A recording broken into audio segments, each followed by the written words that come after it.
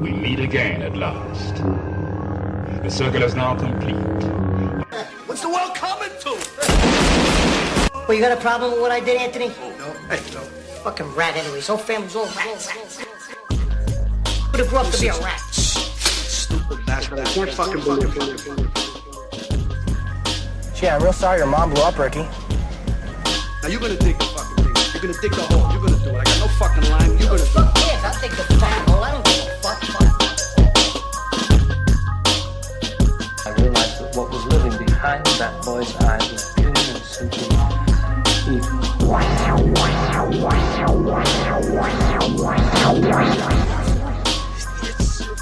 Jesus Christ. Mister, you okay in there? Let's visit coffees around here someplace. Have you any idea what the cost of your actions is? What their effect might be? Or you to give them hope? What do you give them? We give them happiness. And they give us authority.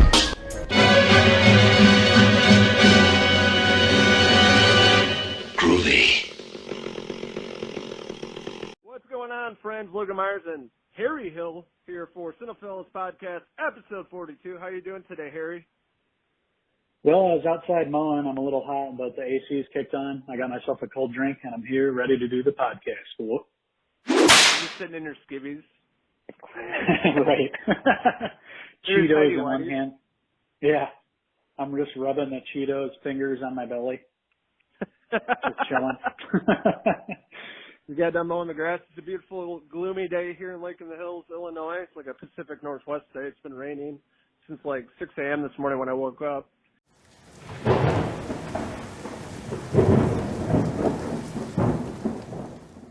I've been like chugging coffee and just working on some stuff for Cinephellas. So it's good to talk to you, my friend.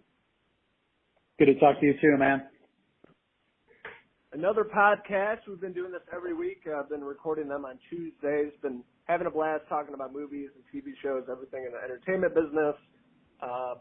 Been getting those podcasts up here on our YouTube channel, and now we're going to be moving those over to SoundCloud and hopefully getting it on iTunes and other podcast streaming platforms. Last week's video that I said podcast 42. Did you? Yeah. I think we butchered that, but that's okay. My man. But this week it's episode 42. Yeah. What do we have in store for the listeners, Henry? We've got some good little morsels to talk about. All right, let's go back to earlier on in the week, after the last time we talked to you. Let's go right into, well, let's mention that the week is here. Chapter 2 is releasing this week. And Logan and I both have our tickets pretty much bought, and we're ready to go see it this weekend. Dude, I can't wait. We're going Thursday night at 6:30. 3 hours long. Going to come home, hopefully shoot the review and get it up on Friday on the YouTube because I'm really, really pumped for this. And, some of the reviews that have come in from the bigger outlets have, hit or miss reviews. But the one you're reading, what was it, 8 out of 10 from Joe Blow? 8 out of 10 from our friends over at Joe Blow. Jimmy O over at Joe Blow, our good friends over there. And I was reading some from Collider. Some are like hit or miss. They said the second half of the movie kind of is not cohesive as the first part of the movie, but we shall see. Regardless, I'm pretty pumped to see it this Thursday. Return to Derry, Maine to see Uncle Pennywise and those adult losers. He's back, and he's going to be as evil as ever.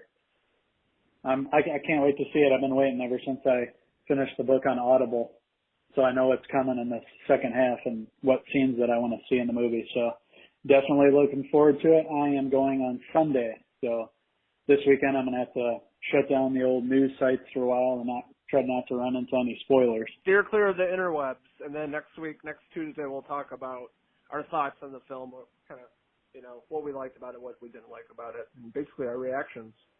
We'll analyze it. We'll try to keep away from spoilers, but we'll talk about the parts that we really liked and the parts that we really didn't. See whose performance out of the new adult cast were the best. So stay tuned for that next time we talk. I'm pretty stoked to see Bill Hader as adult Richie. That's probably what I'm really excited for. All the reviews saying like he's the best part, so that's good. Yeah, he's been killing it. He's been killing it in pretty much whatever he's done lately, especially in Barry, where he's got like Emmy. So I knew like how good he was. So when I when I was listening to the book and they're talking about adult Richie, I kind of pictured him, and I think he's going to be perfect for that. So I'm looking forward to a couple of classic one-liners from him, and it'll be cool to see.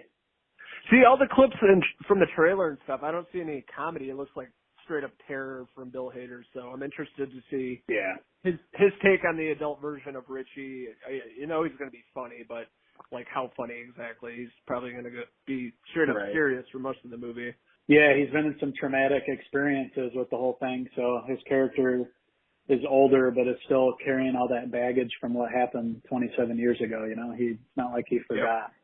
And then, you know, after the gang gets the call that starts off the second chapter, like it changes everybody. Everybody has been trying to forget it. Most of them had been successful. They hadn't really thought about it too much, like the actual Pennywise and everything that happened. But when that happens, when they get the fateful call, it brings them all back in there, and they know that they're going to have to all go and try to defeat Pennywise, defeat the evil. Yeah, I'm interested to see how it all turns out, like at the end. Is he going to turn into that big fucking terrible CGI spider like in the original miniseries? What they're going to do with the dad from License to Drive and like John Ritter. John Ritter, and there's like and the judge from Night Court, Aww. Night Court. It was such a 90s cast, like a lot of those people in the actors obviously not alive anymore, but all the actors were just like big in the 90s and a bunch of sitcoms and shit like that. And it's definitely going back and watching it. It doesn't age great, especially with those actors and stuff. But Tim Curry killed it in the role. You know, Tim Curry was awesome, and he was just a guy in face paint and like creepy makeup for the most part.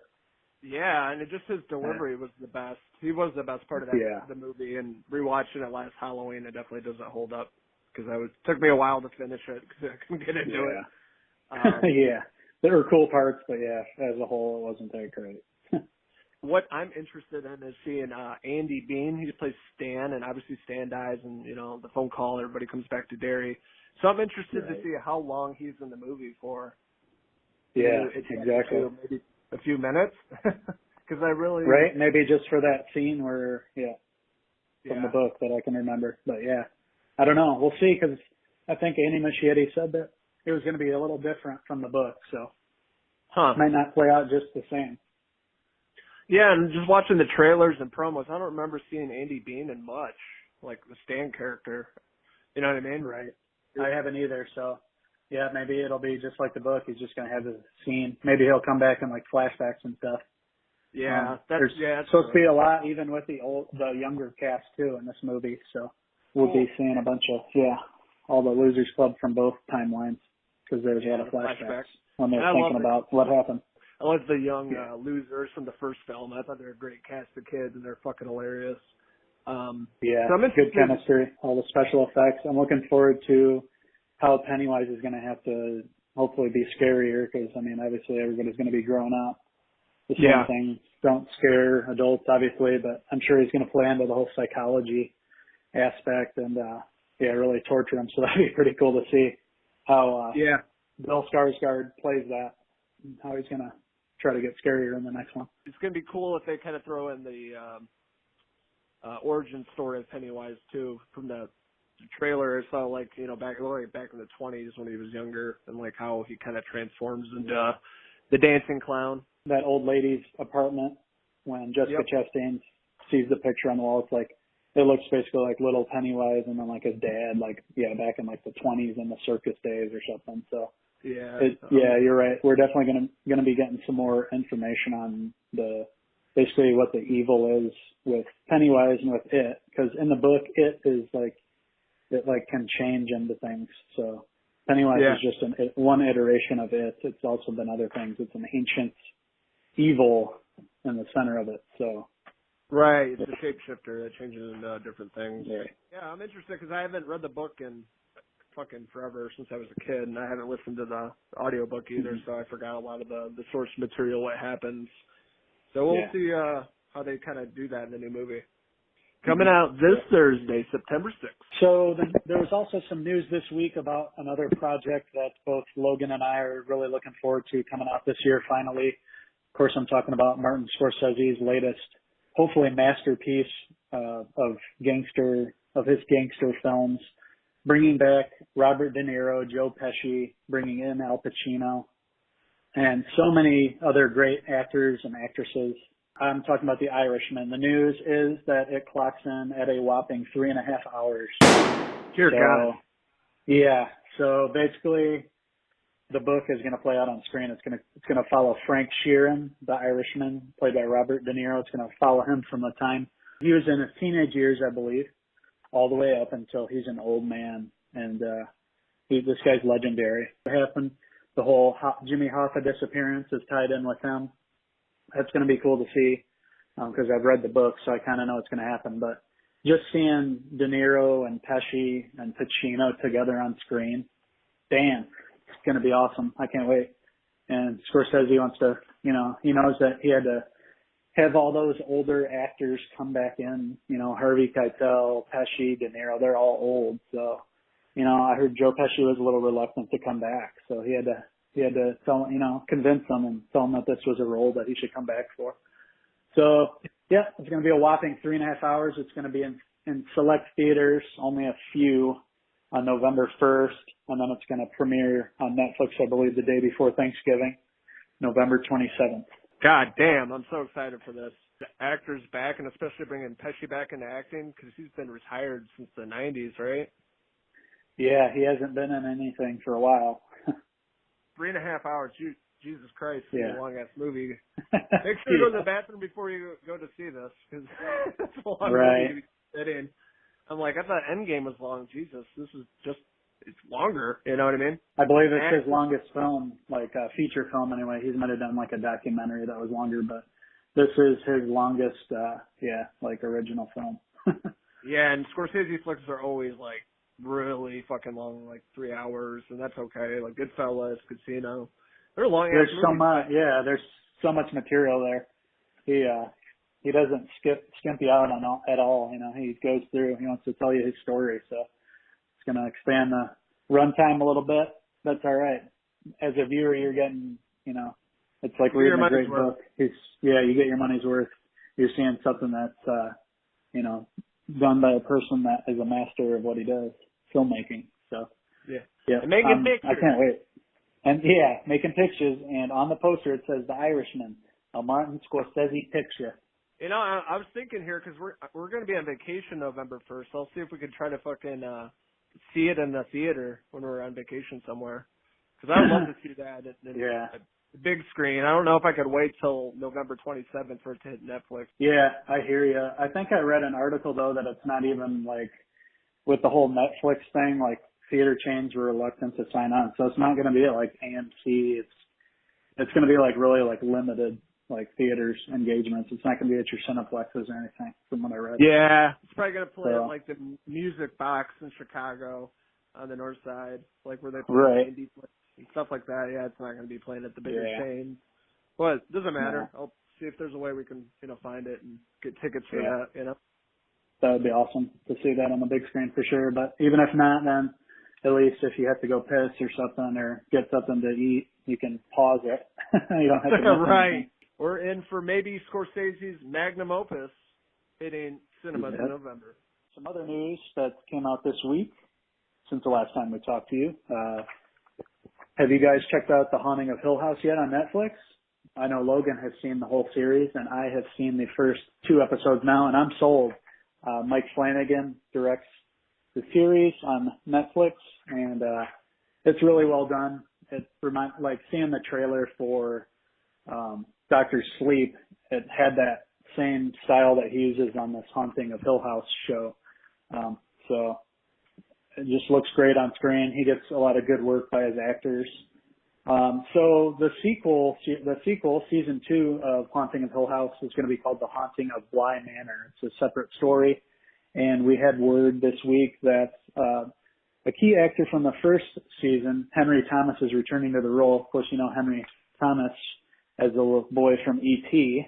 He is back. He's playing we don't know any character details in this one, but in the first season he played the father of the family that was in the Hill House that was being haunted. So what do you think about Henry Thomas returning, Logan? You like that show? I know you spoke highly of it. You've seen the whole thing. Do you have some awesome episodes to come? Oh man, you're in for a fucking treat. The whole series, the whole first season was excellent. I think it was like 10 or 11 episodes. We watched it when it came out, and it's definitely still one of my favorite shows of the year. Henry Thomas will be returning. He played Hugh Crane in the first season. He was the head of the Crane family. And I love Mike Flanagan. I just love his total atmosphere when he's directing the film. You can totally tell it's a Mike Flanagan. He has his own style. He uses a lot of dark colors and uses the camera to its advantage. I loved his film Hush. That was on Netflix. Directed Gerald's Game. That was that Stephen King adaptation they did for Netflix with Carla Gugino was in that. Really love him as a director, so I'm super stoked for the next season, the next chapter in the anthology series. They have a few other people from the first season returning. And one thing Mike Flanagan always has in his TV shows or movies is Kate Siegel. That's his wife. She played Theodora in the first season. I don't know if you remember her. Oh, yeah. Yeah, I know who you're talking about, I think. Yep. Theo, they call her Theo. Yeah, that's his wife in real life. Yeah. She's basically in all. She was like the main star in Hush. She played a deaf person. And she's a really great actress, so I'm not sure if she's returning for the second season, but I'm sure she will because she's in everything in Mike Flanagan. Yeah. Oh, that's cool. Really, Is she in Dr. Sleep then, too? I'm not sure. Actually, I don't know about that. I didn't see her in any of the trailers. So, yeah. Let's see. Let me look her up. No, she's not, according to IMDb. Okay. Another movie, cool. Another movie of his I liked was Oculus. That was a good horror. Yeah. Film. I remember that one with the eyeball. And he did, Ooh. yeah, and he did that Ouija, Origin of Evil, that second movie that was fucking awesome. Oh, okay. Yeah, I don't think I've ever seen it, but heard it was good. Yeah, he's a good new horror director for sure. He knows his shit when it comes to the genre, making a good scary film. So he's definitely going to be bringing that back to the second season, and really excited for the casting so far. Haunting of Bly Manor, and according to the director, Mike Flanagan, he's saying the season's going to be even scarier than the first. So, ooh, looking forward to that. Spooky. Oh. So we had some of the biggest news of the week. Probably the biggest story happened. I think it was over the weekend, or maybe it was Friday.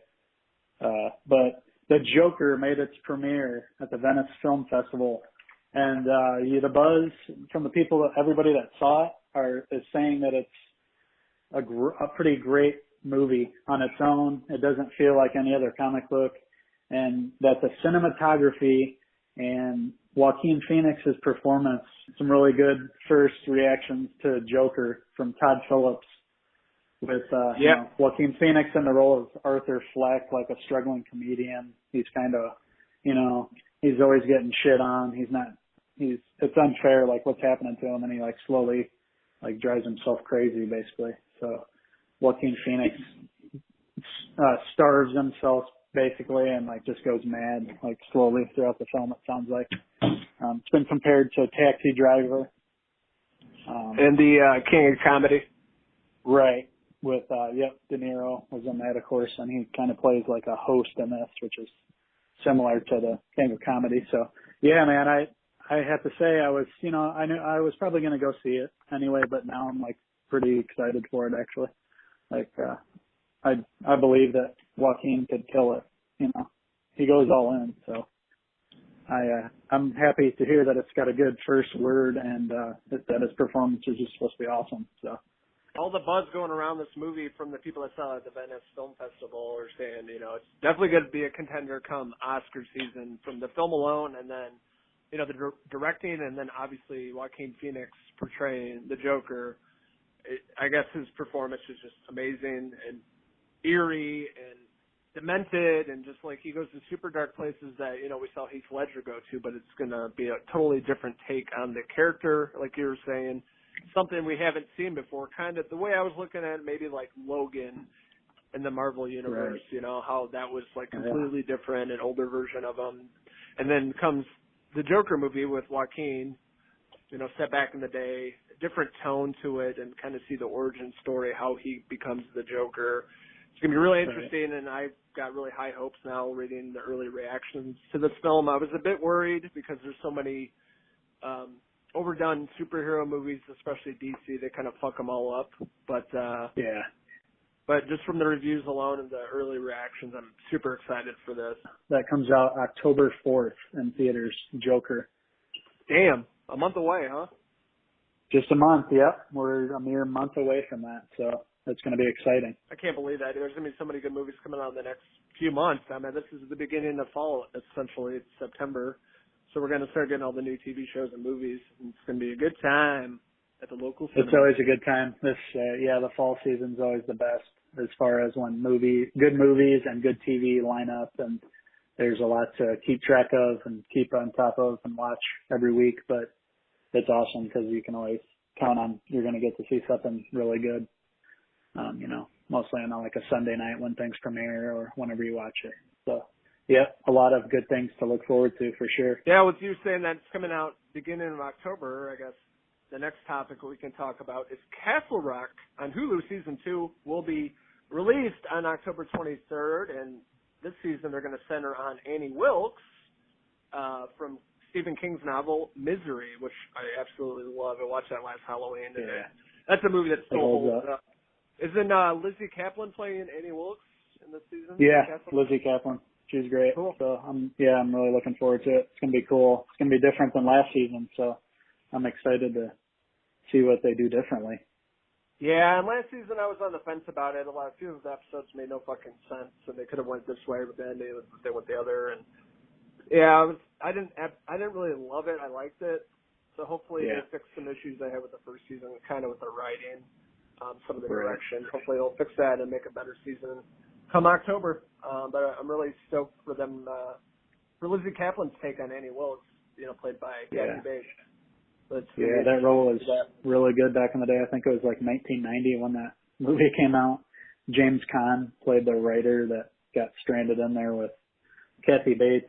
And I just remember that scene with the sledgehammer in the theater because I was like 7 when I was watching that with my dad in the movie. Yeah. Or I think it was at the movies. It might have been a rental, but yeah, I just really remember that movie being really memorable. Like the snowy setting and then Yep, being like a desolate area of Maine. It's a blizzard. He's injured, and that sledgehammer scene is probably the famous one. The one I remembered too from being a kid and seeing that on VHS. I'm like, this is really terrifying. Like this lady could do this to this guy.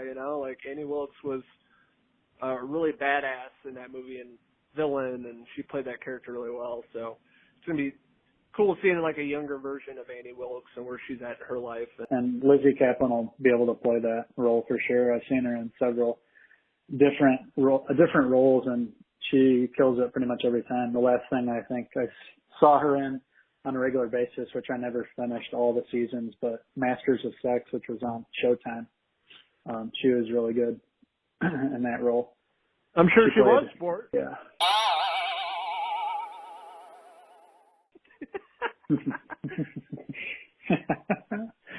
She was really good, sport. What was the parts where she was naked or her acting? Woo. My man. So Castle Rock coming out on October 23rd on Hulu. In other news, they released the new Terminator Dark Fate trailer. I still not really excited about that at all. Boo. The CGI looks so bad. Like, it looks so terrible. I'm like, what the fuck? How can they make the CGI this bad in 2019? Yeah, it just looks unreal. It's like so good, but computerized. It's like, your eyes can't forgive it, pretty much what you're seeing. You just know it's a bunch of CGI. But, I mean, it's pretty cool that they got Linda Hamilton to come back as Sarah Connor. So I'm looking forward to it to see something, but yeah, and I don't really have great high hopes from the trailer.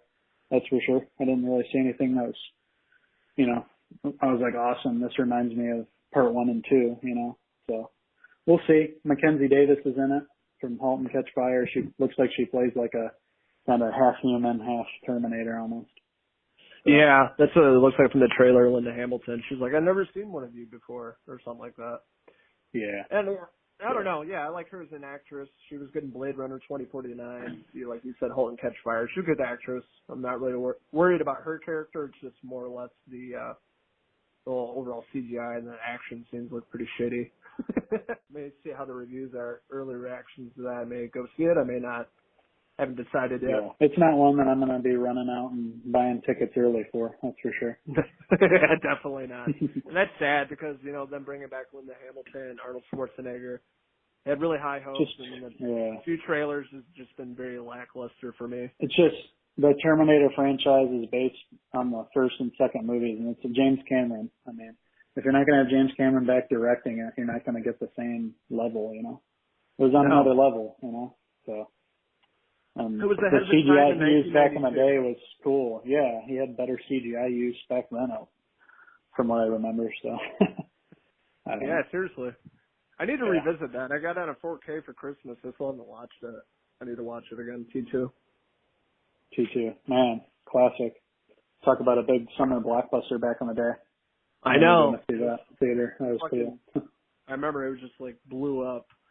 Like all the merchandising and stuff for that movie. It was very original for its time and ahead of its time in terms of like effects and CGI. And made a star out of people, Linda Hamilton especially. Everybody knows Arnold and I'll be back, you know. So it's gonna be what, the 6th Terminator movie, I want to say. It's getting up there, so so we'll wait for the initial reactions and we'll go from there, whether we're gonna see it in theaters or not.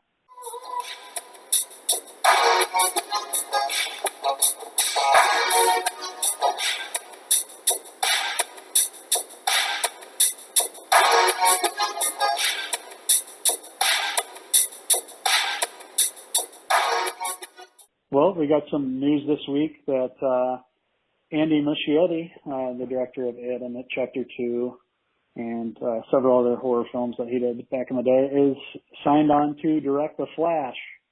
Can't say that I'm too stoked for this yet until shooting starts, because this movie's had I think three sets of different directors attached to it before before they dropped out of it, and not, so when it's gonna actually film and Andy Muschietti's behind the lens, then I'll be excited about the news. But that's cool that he's initially signed on or whatever, and he wants to do it.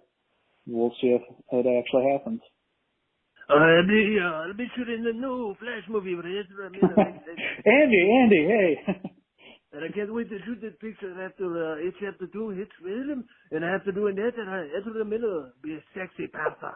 Yeah, sorry, I took the phone back from Andy. He's getting a little wild here. I had to take the phone away. We're looking forward to that, Andy. We can't wait to see your performance there, buddy. Sounds like you're super enthusiastic about it. There's something about those young, sexy superheroes that are super fast. That reminds me of living Argentina as a young boy. Hey, two boys in the studio. I love what they're doing. Keep the Cinephellas Podcast 100% pure. Like that cocaine. Oh, thank you, Andy. That's high praise from you. Me and Logan are really happy about that. Love Uncle Andy. Goodbye, boys. Bye, Andy. See you later, Andy.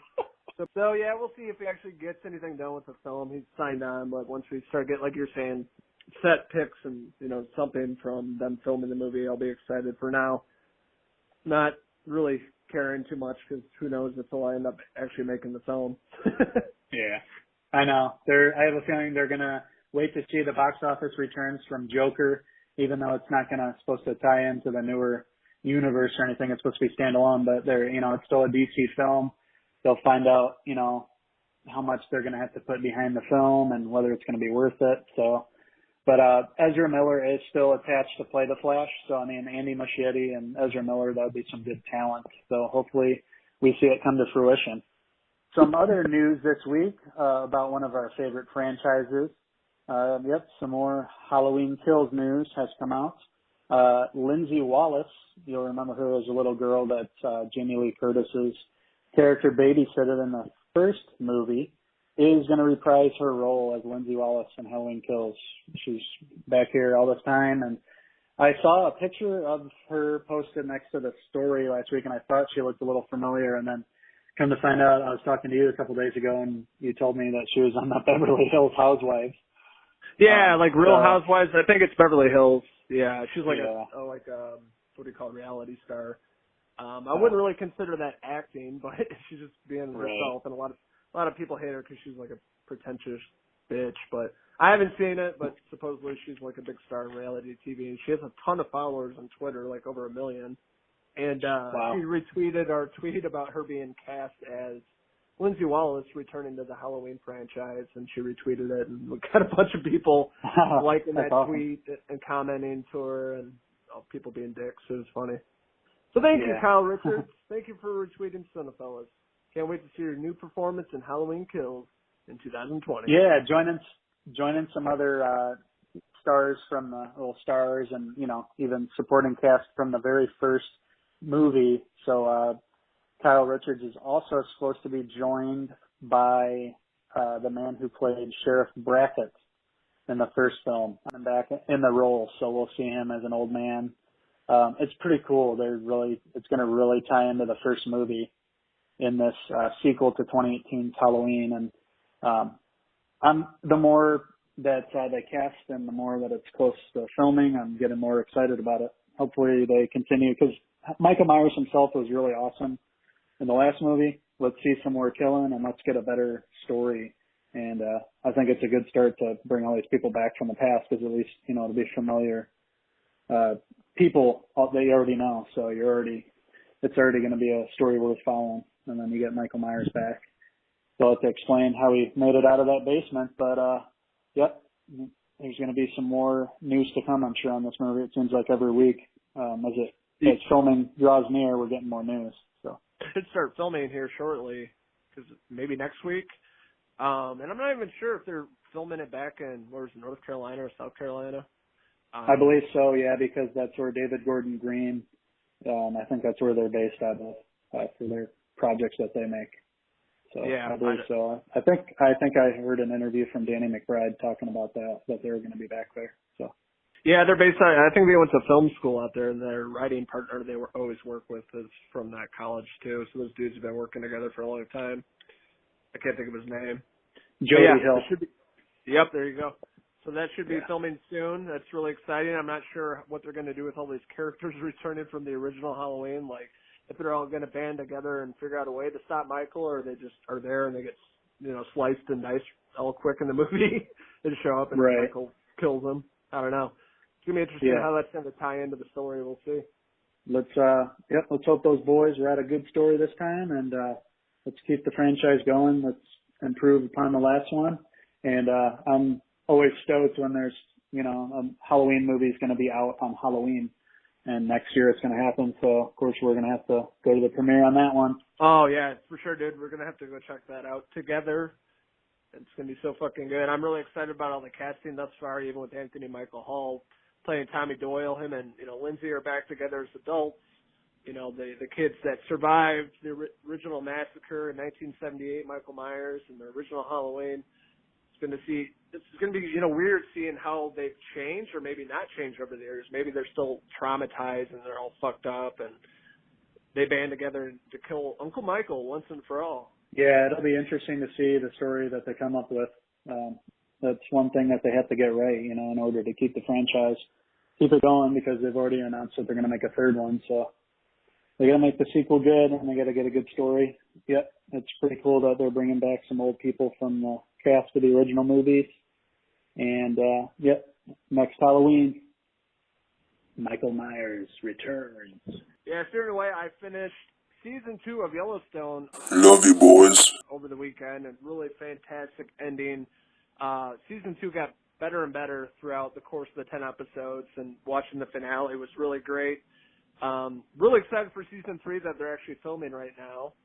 And I'm not going to say too much about season 2 because I know you didn't finish it, but hopefully you like it as much as I did. And it's not a necessarily happy ending, but it was really great the way they ended things for season 2.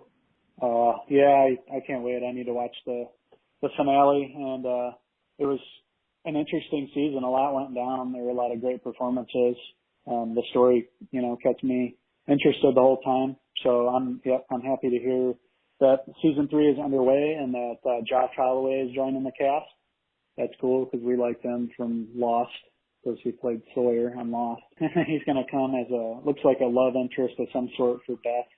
And then of course it looks like, yeah, that'll be something. Brokeback Mountain. It could be a sequel. Yeah, that would be some interesting writing. What if they did that?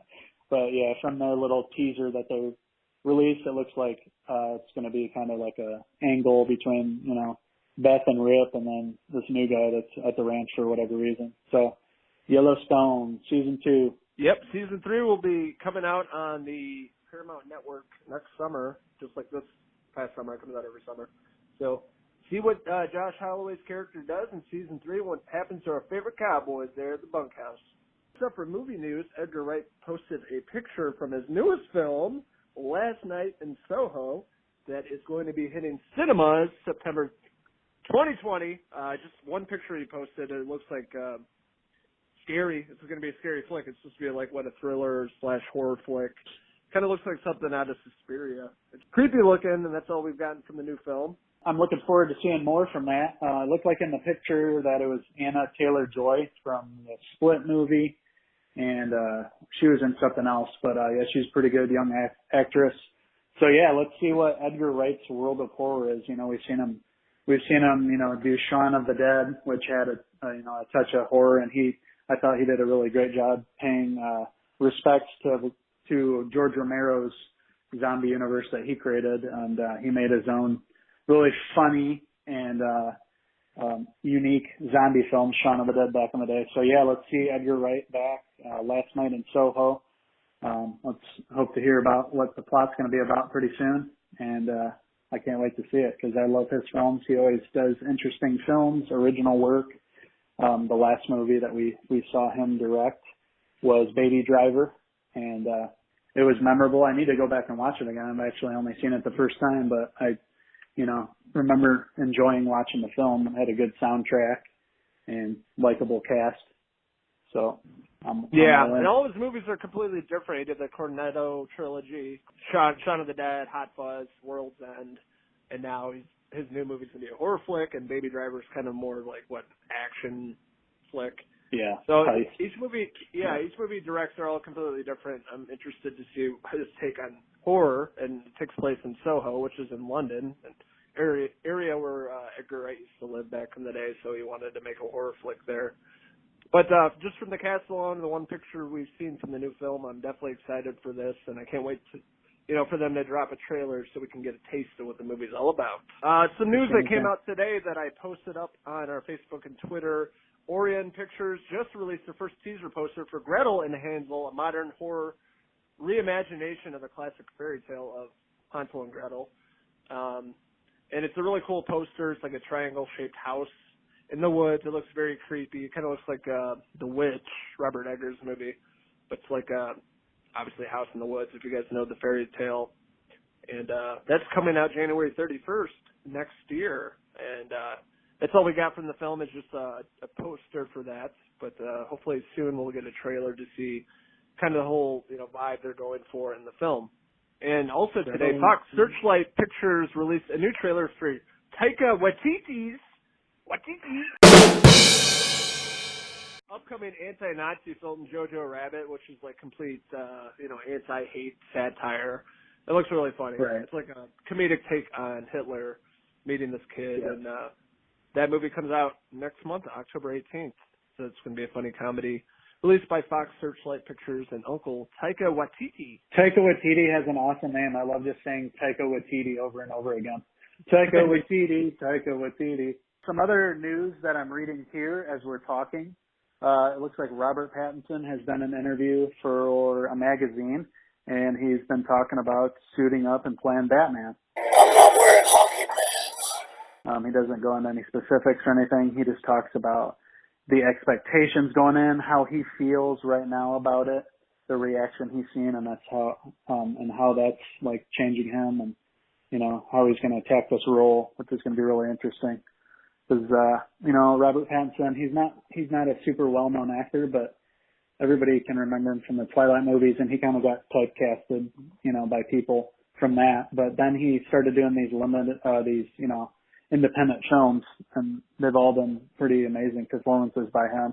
And of course, we got him in The White House, which is coming out very soon. So he's been talking about playing Batman, and I think he's bulking up right now. Obviously, he's going to have to be bigger than he normally is for the role. Yeah, I was reading that interview. He's talking about, playing Batman, how he got the role. And he was shooting with Christopher Nolan's new movie, and he found out he got the Batman gig, so he was asking Christopher Nolan, obviously brought us the Dark Knight trilogy, probably one of the greatest superhero movies of our lifetime, asking, Christopher Nolan some pointers of playing Batman, being in the suit and, just asking some pointers. So it's pretty cool that he's working with Christopher Nolan right now, filming his new movie, which I can't think of the name of, but he's working with him on the new film. I think it's called The Tenet. There you go. Yep, exactly. Yeah. So he's working with him now. It's just kind of weird coincidence. He finds out he's playing Batman while working with Nolan on his new film. That's wild, boys. Robert Pattinson, man, he's playing Bruce Wayne. He's going to be Batman. Let's see him. Let's see it. He's going to have to play this totally different than he's played anybody before. It's going to be cool to see. I mean, he's got a lot of expectations, obviously, and he's going to want to deliver. So it's going to be cool seeing him. He's going to have to change physically, and he's going to have to, he's going to have to be Bruce Wayne. So we're going to see hopefully a badass original Batman movie coming out pretty soon. And we got Matt Reeves directing it. He's made some pretty awesome films. So can't wait for the next Batman version to come out, and hopefully it leads into some better DC movies to come. And let's keep getting good movies overall. It doesn't have to be a good comic book movie. Just make it a good movie overall. And so definitely looking forward to that. Yeah, I got high hopes. I think it's in good hands. Matt Reeves, great director. Robert Pattinson portraying Bruce Wayne Batman, a younger version of him kind of being more the detective, turning into, the Cape Crusader, the vigilante justice. And I'm, interested, how is that going to intertwine with other characters in the DC universe? Is that going to meet up with Joaquin Phoenix's older Joker down the road? I'm really excited to see how maybe they're going to intertwine all these. That would be really cool, if they started something like that. Just maybe they do Joker first. They're going to see how that is. They're going to treat it like its own movie and like it's not going to be revisited. But if it's so successful that they can use him again down the road, people are going to really be excited about that. So, yeah. For sure. And honestly, I hated most of the DC Universe movies they've been putting out. Suicide Squad is okay, but the rest of them are pretty terrible. Wonder Woman was pretty good. But I'd like to forget that Ben Affleck played Batman and just forget all those and start off fresh. Absolutely, yep. DC's had some failures, pretty notable ones. But lately they've came back. Shazam was really good. It sort of set a new tone there, and then I think they learned from their mistakes.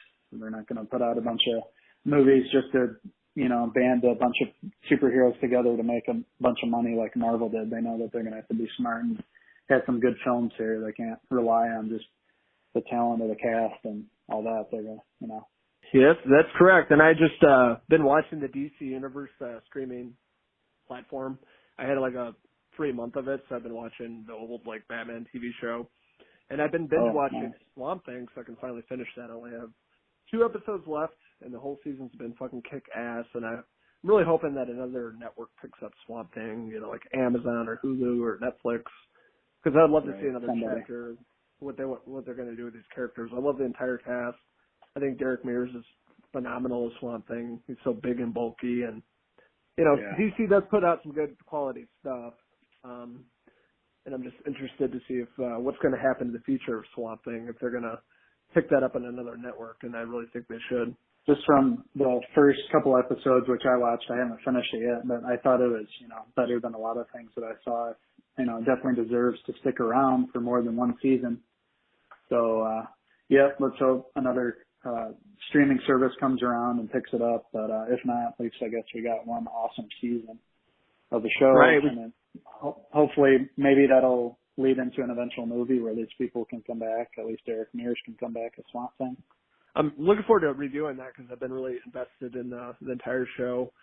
I love the atmosphere that they create in Louisiana and how this character becomes a Swamp Thing, and the transformation of Dr. Alec Holland, which is played by Andy Bean, into the Swamp Thing. And the TV show is super dark. It's like a straight up John Carpenter horror flick, like the practical effects and shit. Awesome. I really, really love it. That concludes episode 42 of the Cinephellas Podcast. This is Logan Myerz and Henry Hill signing out from Cinephellas Studios. Until next week. Cheers! Cheers! Love you, boys.